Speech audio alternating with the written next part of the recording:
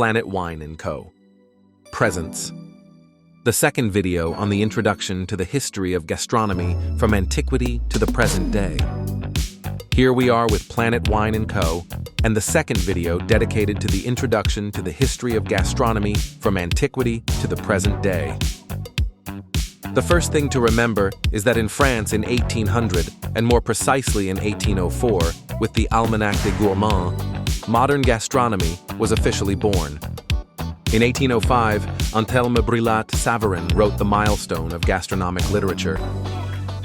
In his treatise, specifically in the second aphorism of the Physiology of Taste, he states that animals feed while humans eat, and only humans of intellect know how to eat. Gastronomic pleasure is what makes man superior to animals, even in eating, highlighting the hedonistic aspects of food or intellectual pleasure.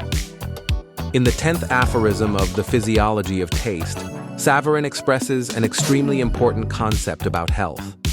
Those who overeat or get drunk do not know how to drink or eat.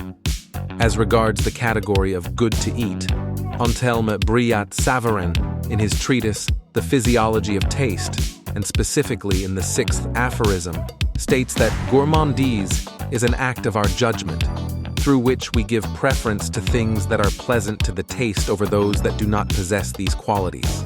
With this statement, Savarin highlights how aesthetic choice, beauty to behold, is replaced by good to eat, or as Savarin says, pleasant to the taste.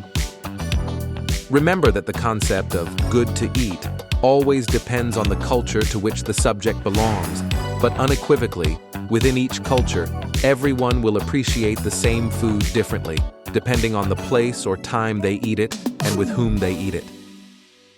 Good to eat is not an intrinsic quality of food, but rather the quality of a broader and more complex situation, where food is the main protagonist.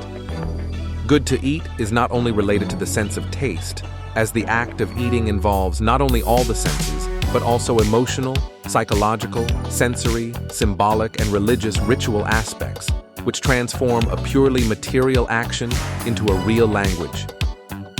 This concludes Planet Wine & Co.'s second video dedicated to an introduction to the history of gastronomy.